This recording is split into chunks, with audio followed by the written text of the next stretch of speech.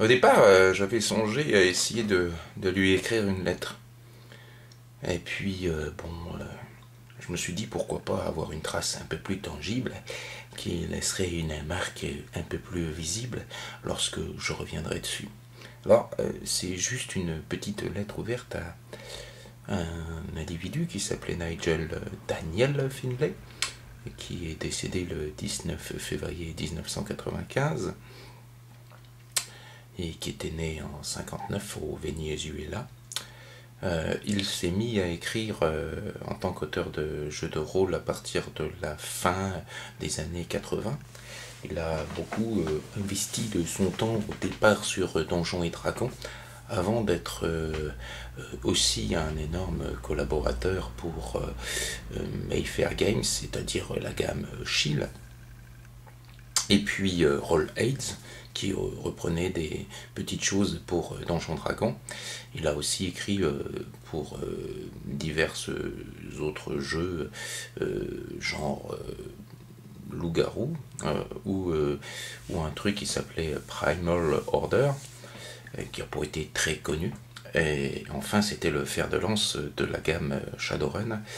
On peut dire que à partir du moment où il a pris les rênes en main, il a fait de Shadowrun quelque chose qui est maintenant quelque chose qui dure depuis plus de 20 ans.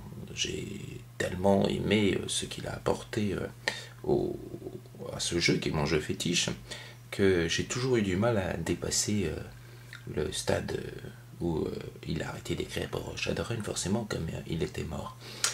Il est mort d'une crise cardiaque, une malformation, une sorte de bombe à retardement génétique qui faisait que l'attendre, et qui peut expliquer peut-être d'une manière un peu bizarre le fait, enfin c'est compliqué à expliquer, mais je pense que c'est un type qui a tout donné en 5 ans. Il a écrit énormément des romans et énormément de suppléments. Un staccanoviste du travail, et en plus un pionnier aussi dans ce qui concernait un peu la communication internet. Il avait des rapports avec beaucoup de personnes, des réunions aussi avec plein de gens. Quelqu'un qui était connu pour sa joie de vivre, sa capacité à beaucoup manger, à énormément faire du sport. Quelqu'un qui avait eu l'occasion aussi de traverser plusieurs pays et donc plusieurs cultures, qui a pu vivre de nombreuses années à Vancouver. Je ne sais pas tous les endroits où il est allé, je peux pas savoir ça. J'ai essayé de mener une investigation, et c'est assez difficile 12-13 ans après, quand on se dit tiens, j'ai les moyens de le faire là maintenant, de savoir ce qu'il est advenu de ses proches. J'ai pu rentrer en contact une fois avec son amour d'antan, mais j'ai bien compris que c'était pour certains des souvenirs difficiles à réveiller. C'était quand même quelqu'un qui était une sorte de phare dans la communauté d'écrivains dans laquelle il était. C'était un moteur, et la disparition de ce type-là a certainement été très douloureusement ressentie. C'est plus difficile de perdre quelqu'un qui était vraiment un moteur que quelqu'un qui aurait pu juste être un suivant. Alors, ce bout de vidéo, qui n'est pas forcément comique, c'est pour juste essayer de marquer quelque chose que j'aurais voulu faire cette année, c'est faire une biographie plus complète de Nigel. J'ai même eu comme fantasme de faire carrément un reportage vidéo si j'avais eu les moyens d'aller au Canada sur ses traces en fait. Je crois peut-être avoir retrouvé quelqu'un de sa famille sur Vancouver, mais c'est pas facile d'écrire un mot comme ça. Il a un frère normalement, peut-être sa mère qui est toujours en vie. Son père apparemment est mort quand il était jeune, et, euh, et c'est pas vraiment évident d'expliquer une démarche, surtout qu'en fait on a un anglais qui est relativement bon, bah, honnête à la lecture, mais à la parole, c'est pas vraiment ça, quoi. Je suis pas sûr d'être capable de pouvoir exprimer, surtout au téléphone. Si je devais être au téléphone de visuel, ça serait beaucoup plus simple, mais surtout au téléphone, ouais, des choses que j'aurais voulu savoir de lui, quelques anecdotes, en plus de toutes celles que effectivement j'ai pu récolter. Ce que je voudrais aussi dire sur Nigel, c'est qu'il m'a permis de comprendre un phénomène qui s'appelle être fan. Il y a de nombreuses personnes à qui on va reprocher le fait qu'elles vivent à travers une autre personne qu'elles ont érigée en tant que modèle. Et moi, les modèles que j'ai eus, ça a toujours été des gens décédés. Il y a eu Alexis, qui était un dessinateur pour Fluide Glacial, et que j'ai découvert évidemment après qu'il soit mort. C'est un petit peu idiot, mais bon, c'est comme ça. Il y a bien un autre personnage célèbre, mais lui il est mort il y a très longtemps, donc c'est moins grave qui me fascine. Et ensuite, il y a surtout Nigel. Et je ne saurais que dire quand on se trouve face à ce phénomène de fan, qu'il y a une vérité dans les archétypes et dans les modèles qu'on peut essayer d'établir pour soi-même.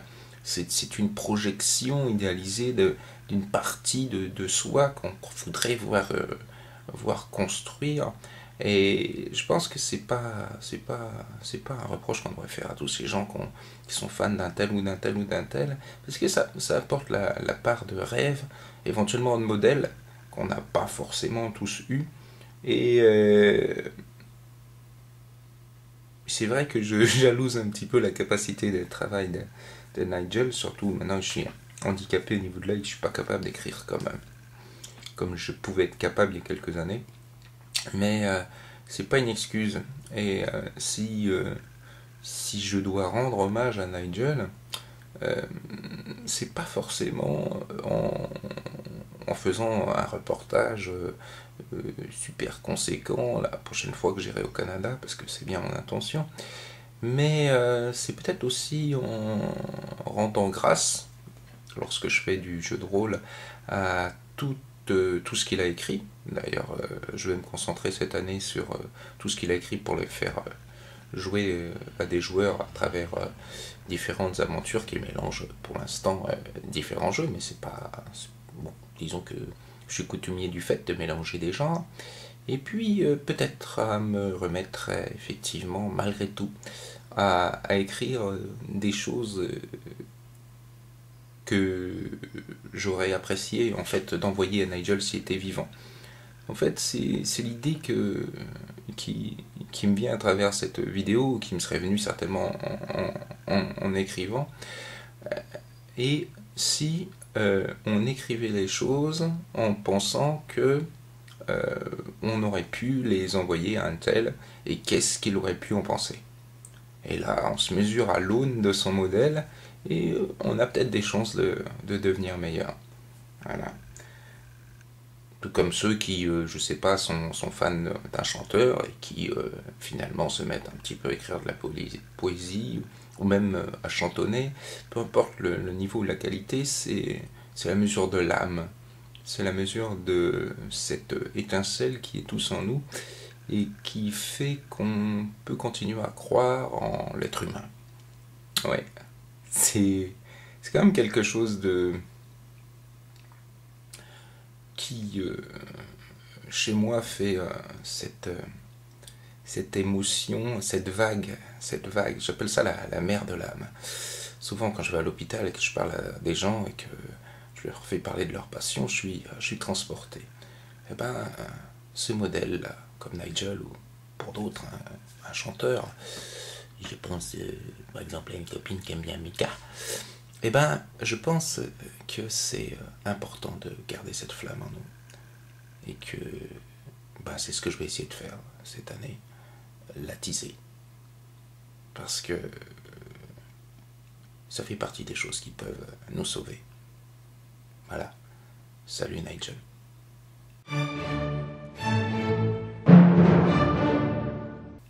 puis merci.